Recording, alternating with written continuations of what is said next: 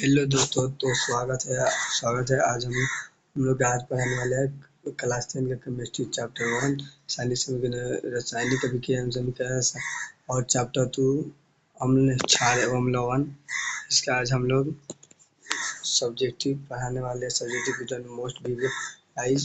इससे पहले शुरू करें, अपने दोस्तों को वीडियो को लाइक, अपने दोस्तों को शेयर कर दीजिए कि उनको भी हो जाए, और हमारे चैनल को सब्सक्राइब जरूर कीजिएगा। तो हम लोग जा रहे हैं। तो यहाँ पर अगर आपको आज अगर अच्छी चाहिए इंग्लिश का अगर आपको नोट्स चाहिए, तो ये हम कल वीडियो जो करेंगे वो उसमें बताएंगे कि आपको इंग्लिश का नोट्स सब्जेक्ट ऑब्जेक्टिव कहाँ मिलेगा। तो हम लोग शुरू करने जा रहे हैं। तो अब पहला चैप्टर 1 का होगा मोस्ट प्रीवियस ऑब्जेक्ट। दोस्तों हम शुरू कर रहे हैं।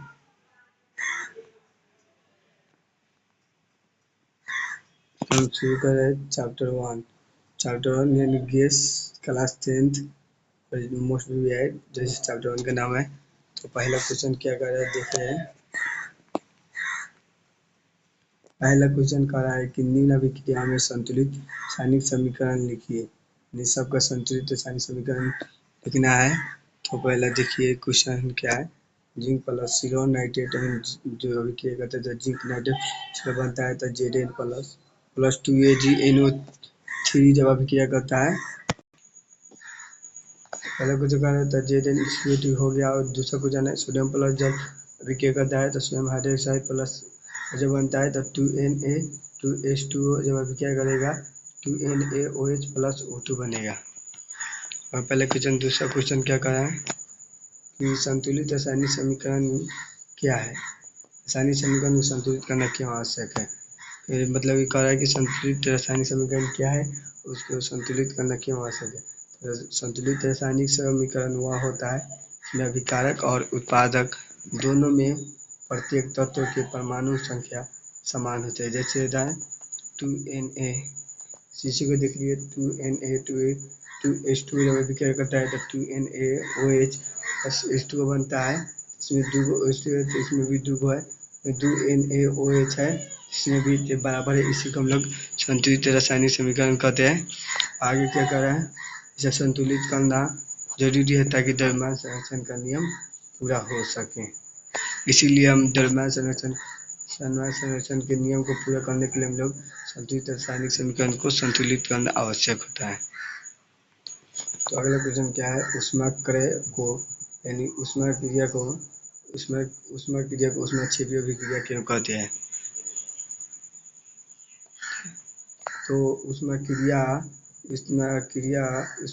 अभिक्रिया कहलाती है क्योंकि इसमें ग्लूकोज ऑक्सीजन के साथ प्रतिक्रिया कर कार्बन डाइऑक्साइड और पानी और ऊर्जा उत्पन्न करता है। इस प्रक्रिया में ऊष्मा निकलती है जो शरीर के विभिन्न कार्यों में करती है। जैसे ग्लूकोज में वो कार्बन डाइऑक्साइड अभिक्रिया करता है तो 6CO2 carbon dioxide plus 6H2 और इधर ऊर्जा बनता है। अगला क्वेश्चन क्या है, यह क्वेश्चन है अपचयन और उपचयन अभिक्रिया क्या है।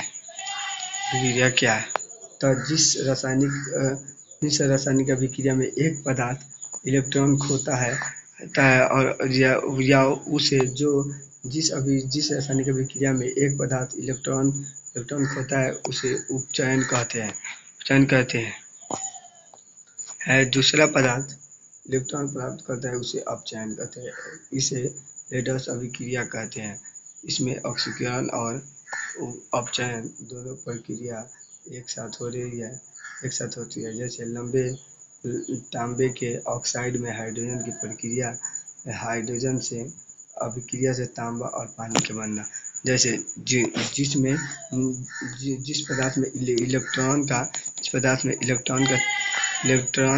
इलेक्ट्रॉन खोता है उसे उपचयन कहते हैं, और जिसमें इलेक्ट्रॉन प्राप्त करता है उसे अपचयन कहते हैं। और इसे हम लोग रेडॉक्स अभिक्रिया कहते हैं क्योंकि यह दोनों अभिक्रिया रेडॉक्स अभिक्रिया में होता है।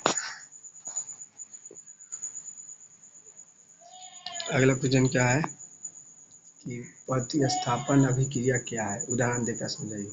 ये तो जिस अभिक्रिया में कोई अधिक क्रियाशील वाले तत्व किसी यौगिक में मौजूद कम क्रियाशील वाले तत्व को हटाकर अपनी जगह ले लेता है उसे प्रतिस्थापन अभिक्रिया कहते हैं। जैसे उदाहरण हो गया, जब जिंक को कॉपर सल्फेट के विलयन में डाला जाता है तो जिंक कॉपर को विस्थापित कर देता है। जैसे जिंक और कॉपर S4, तो जो जिंक है इधर कॉपर को विस्थापित कर देता तो कॉपर अकेले बच गया। इसमें जिंक कॉपर को उसकी जगह से हटा देता है। अब अगली क्वेश्चन की तरफ बढ़ते हैं हम लोग। पहला क्वेश्चन 6 नंबर है।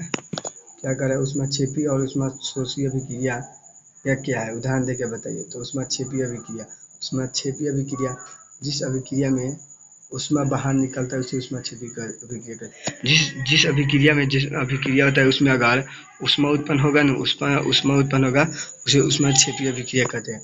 उदाहरण में कोयला या लकड़ी का जलना, कैल्शियम ऑक्साइड का पानी से अभिक्रिया करना, तो क्या उष्मा शोषी अभिक्रिया। जिस अभिक्रिया से उष्मा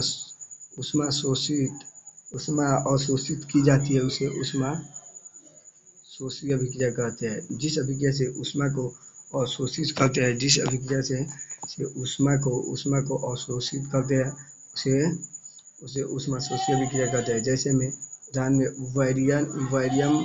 बैरियम हाइड्रोक्साइड और अमोनिया इलेक्ट्रोड की अभिक्रिया, बर्फ का पिघलना। अगला क्वेश्चन क्या है, अगला क्वेश्चन है कि उसमें अवक्षेपण अभिक्रिया से आप क्या समझते हैं। तो जिस रासायनिक अभिक्रिया में दो घोल मिलाने पर अघुलनशील ठोस पदार्थ होता है उसे अवक्षेपण अभिक्रिया क्या कहते हैं। बनने वाले इस ठोस में अवक्षेप कहते हैं। जैसे सिल्वर नाइट्रेट और सोडियम इलेक्ट्रॉन के घोल में मिलाने पर सफ़ेद अवक्षेप बनता है। जब ये जैसे सिल्वर नाइट्रेट और सोडियम क्लोराइड को जब घोल में मिलाते हैं, किसी घोल में अगर मिलाते हैं तो उसमें जो बनता है कोई पदार्थ, वो कैसा होता है उजला, वाइट बनता है। पहले क्वेश्चन क्या है, पहला क्वेश्चन है विस्थापन और द्विविस्थापन अभिक्रिया में अंतर क्या है, इस अभिक्रिया के समीकरण लिखिए। विस्थापन अभिक्रिया इस अभिक्रिया में एक अधिक क्रियाशील वाले तत्व किसी यौगिक में मौजूद क्रियाशील वाले तत्व को हटाकर अपनी जगह ले लेता है। जैसे A+B है तो इसमें क्या है, A+B + तो A है बहुत अभिक्रियाशील धातु है, इसीलिए यह B को विस्थापित कर दिया है, इसलिए विस्थापन अभिक्रिया कहते हैं। अब द्विविस्थापन अभिक्रिया इस अभिक्रिया में दोनों अभिकारकों के आयनों का आदान प्रदान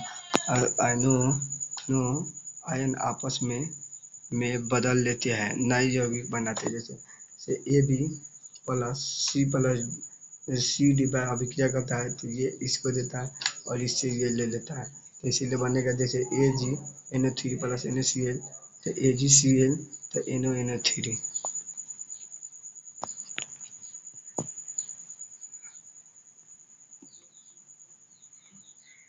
अगला क्वेश्चन क्या है, 9 नंबर, संयोजन अभिक्रिया क्या है या एक उदाहरण दीजिए। तो जिस अभिक्रिया से दो या दो से अधिक पदार्थ आपस में मिलकर एक नया पदार्थ बनाते हैं संयोजन अभिक्रिया कहते हैं। जैसे पदार्थ जो दो पदार्थ मिलकर एक पदार्थ की अभिक्रिया करते हैं उसे संयोजन अभिक्रिया कहते हैं। जैसे में उदाहरण में CaO यानी कैल्शियम ऑक्साइड का पानी में अभिक्रिया कर कैल्शियम हाइड्रोक्साइड बनाना, CaO + H2O बनता है, अभिक्रिया करता है तब कैल्शियम हाइड्रोक्साइड बनता है। अगले क्वेश्चन की तरफ हम बढ़ते हैं। अगला क्वेश्चन क्या कह रहा है कि अपघटन यानी वियोजन रासायनिक अभिक्रिया से क्या समझते हैं। हम लोग इससे पहले अथी में पढ़े थे ऑब्जेक्टिव, तो उसमें बताया जाए कि वियोजन अभिक्रिया इसमें एक यौगिक दो यौगिक में बनता है। तो पढ़े थे अपघटन अभिक्रिया क्या किसे कहते हैं। अपघटन या वियोजन अभिक्रिया वह प्रक्रिया है जिसमें एक यौगिक टूटकर दो या दो से अधिक सरल पदार्थों में बदल जाता है। यह अभिक्रिया ऊष्मा प्रकाश का विद्युत देने पर होती है। इसमें जैसे PaCO3 बनेगा तो 2 यौगिक या 2 से अधिक जहाँ या लेड नाइट्रेट गर्म करने पर कई सरल पदार्थों में टूट जाता है।